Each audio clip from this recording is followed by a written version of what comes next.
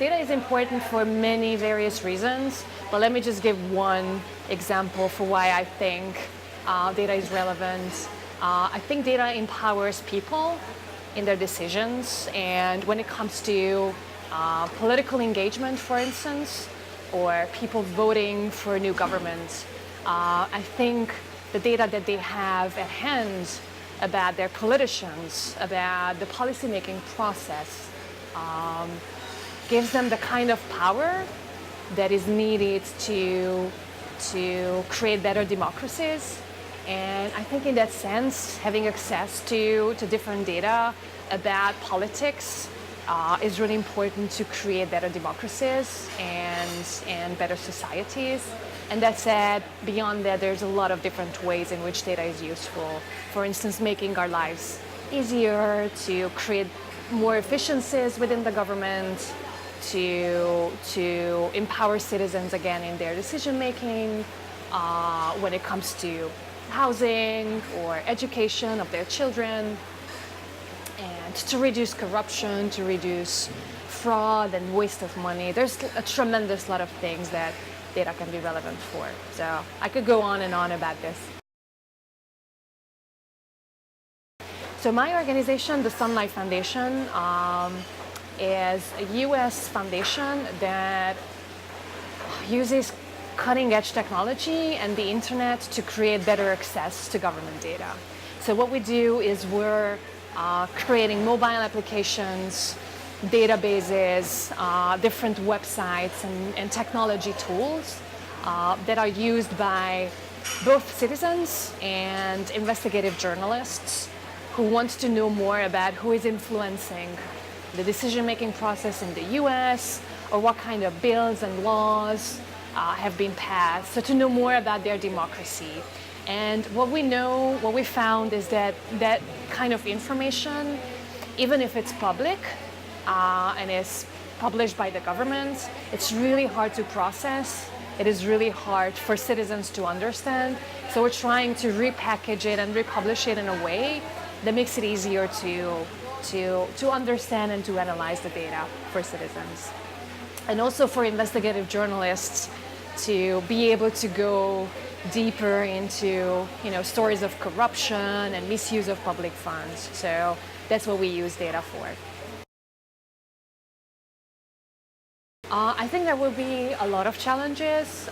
One of them is to go beyond the usual suspects of people who are already engaged in this movement and try to make people aware of the potential of data and make people use it more. So engaging citizens a bit more is a huge challenge of the data revolution.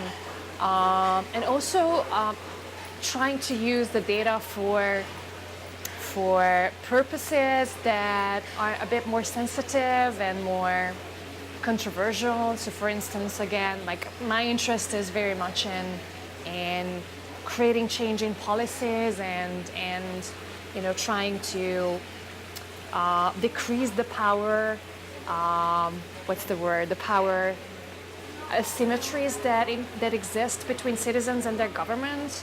And to get enough political buy-in from governments will also be a huge challenge. So even if they do disclose data about less controversial stuff, it will be very difficult to convince governments to start publishing data about their own decision-making processes. So that's the second one. The third one is bridging between the local and the global movement. I think there's a lot going on the global level. There's a tremendous lot of organizations working on the global advocacy aspects of data, but that has to translate to a local context too, and that's a huge challenge these days. So these are some of the challenges.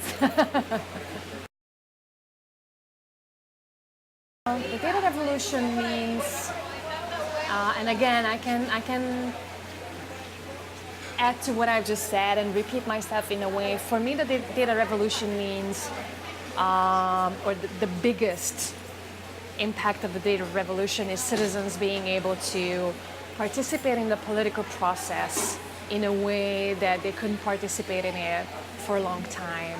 And citizens being empowered by information about their democracy in a way that can drive actual change.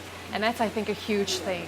But it's going to take a long time. So the data revolution, I think, has only just started now and will take a long time. I think they are really important because a lot of and I work for an organization who does a lot of global stuff. So meeting people from other countries who work on similar issues is always really reassuring that this is important and we need to keep doing what we're doing. But beyond that, I think I've seen a lot of amazing projects that were born at conferences like this because people meet face to face. That's their job to get inspired, and so they get inspired by each other and collaborate. And if they have the capacity and the energy to follow up, then amazing projects can be born out of conferences like this. And I've seen many amazing collaborations. So yes, definitely.